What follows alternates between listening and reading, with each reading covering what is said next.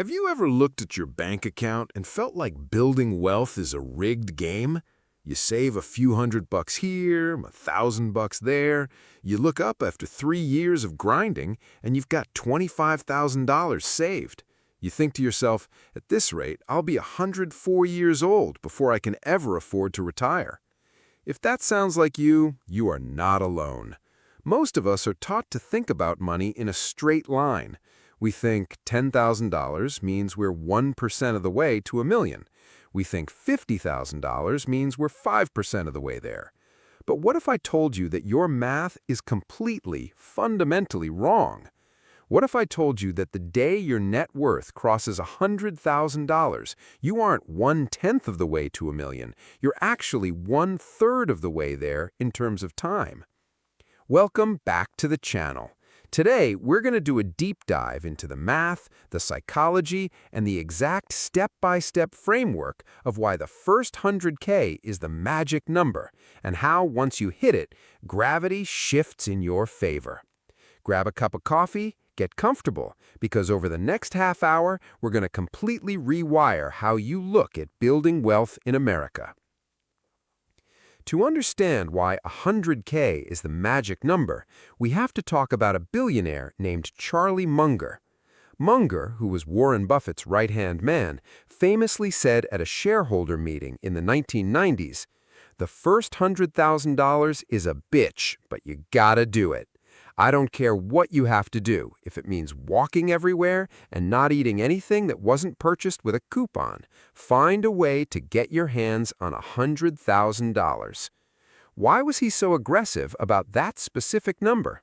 Because Munger understood the difference between linear growth and exponential growth. When you start from zero, you are doing 100% of the heavy lifting. Your money has no weight to it. If you earn 10% on $1,000, you make $100. Big deal, right? That barely covers a dinner out. So your brain gets tricked. Your brain looks at that $100 return and says, investing is a scam. It's too slow. This is the desert of despair.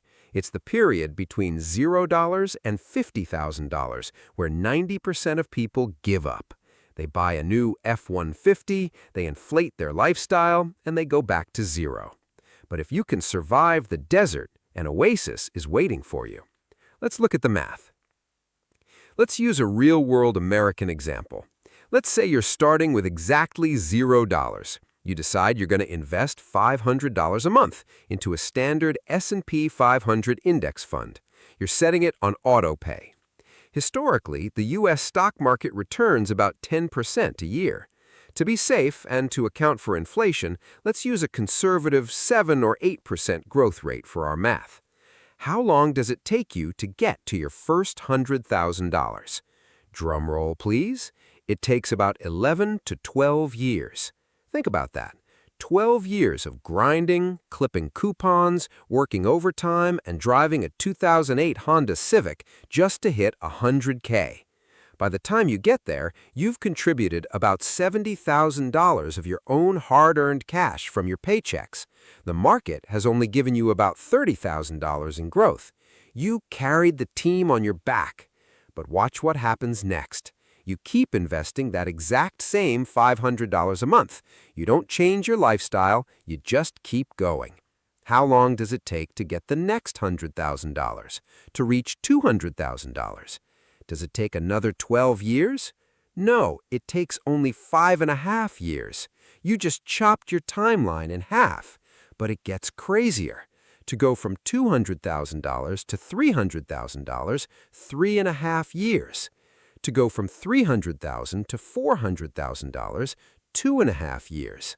To go from $900,000 to $1 million, less than 18 months. Let that sink in. It took you 12 torturous years to make your first $100,000. By the time you're nearing $1 million, your portfolio is generating that exact same amount of money every 1.5 years without you lifting a single finger. This is why we say 100K is 1/3 of the way to $1 million. In terms of time, the journey from 0 to $1 million takes roughly 30 to 35 years if you're investing $500 a month. The first 100K takes up the first 12 years of that timeline. 12 out of 35 is roughly 33%, one-third. The snowball has officially rolled down the hill and become an avalanche. Compound interest is no longer warming up on the bench. It is the star quarterback of your financial life.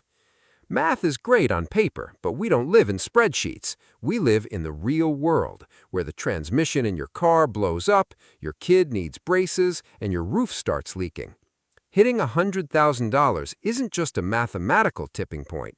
It is a profound psychological tipping point. When you have $10,000 in the bank, you are playing defense. You are one medical emergency or one layoff away from disaster. Financial anxiety is your roommate. But when you cross 6 figures in investments, a massive psychological shift happens. Number 1, the shift from scarcity to abundance. At 100K, you realize you have a permanent safety net. If you lose your job, you aren't going to end up on the street. You have options. You stop taking crap from bad bosses because you have FU money brewing in the background. This confidence actually translates to your career. People with the financial cushion take more calculated risks. They negotiate harder for salaries. They start side businesses. Why? Because the fear of absolute ruin is gone. Number 2, the holy crap it works moment. Remember the math we did earlier?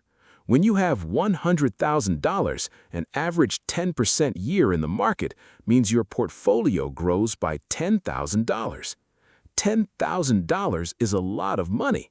That's almost $1,000 a month in purely passive growth.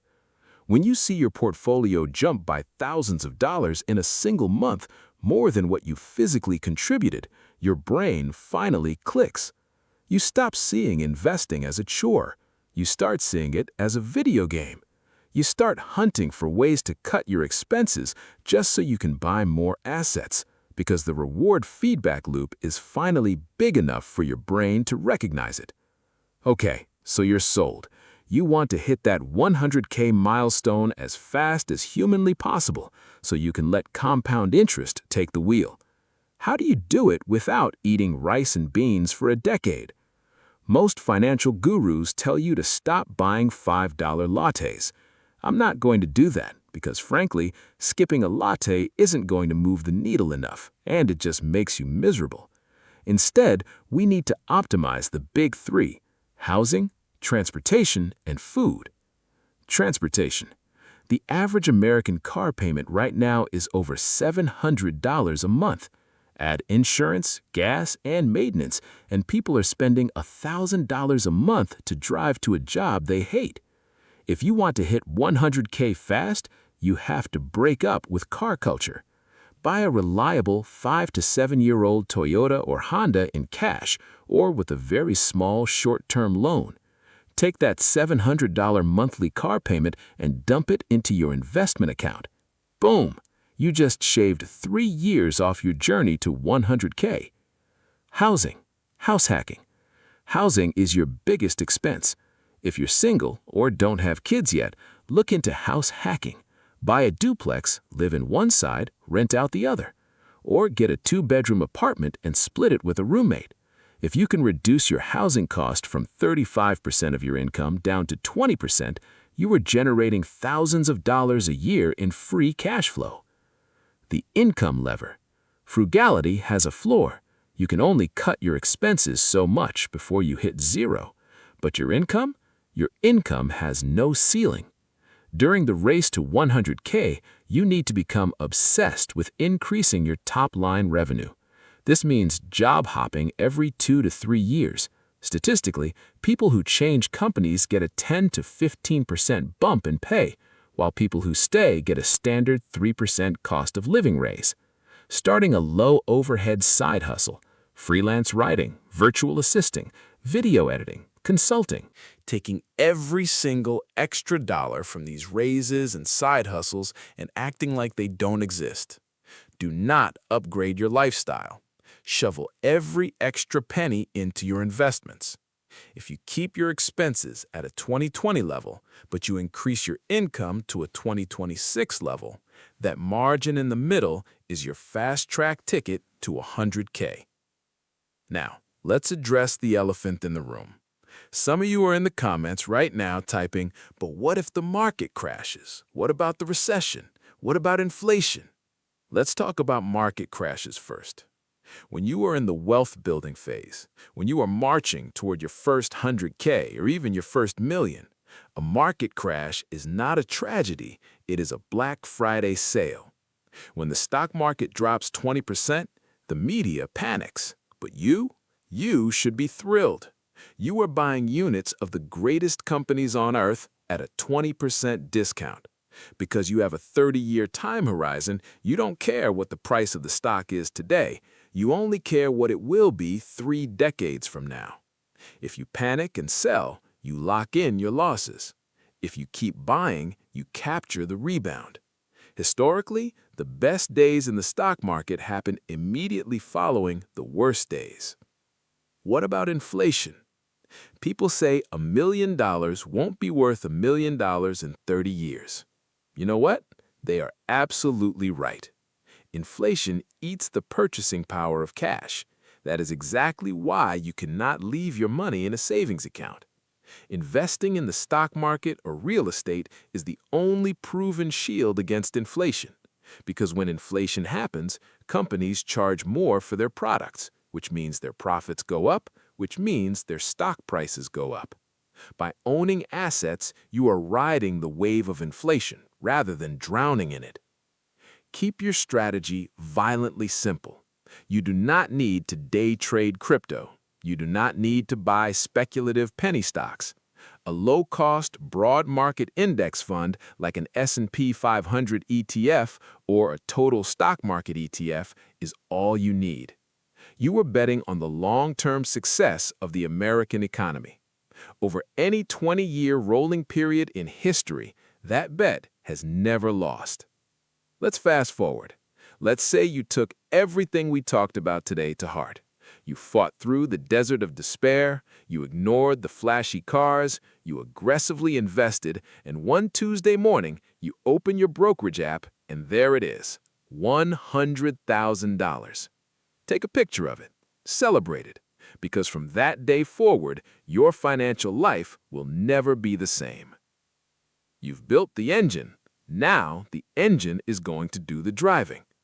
As you cross 200,000, 300,000, 500,000, something amazing happens.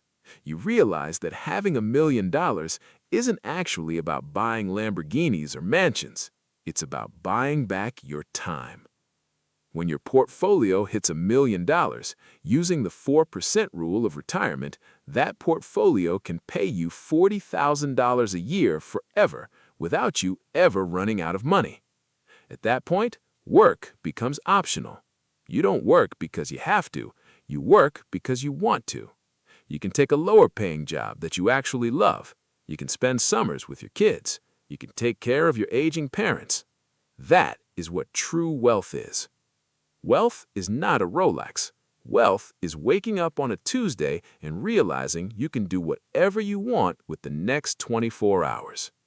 So, if you are sitting at $5,000 right now, or $15,000, or $40,000, and you feel like the mountain is too tall to climb, do not quit. The math is on your side. The hardest part is right now. You're pushing a boulder up a steep hill, but the summit is exactly at $100,000. Once you reach the top, the boulder starts rolling down the other side, and momentum takes over. Stay consistent. Automate your investments. Ignore the noise of the news cycle, and let time do the heavy lifting. If this video brought you value today, please hit that like button. It helps the algorithm push this out to more people who need to hear this message. Subscribe to the channel so we can keep building wealth together. I'm so proud of you for taking control of your financial future. Keep grinding, keep investing, and I will see you in the next video.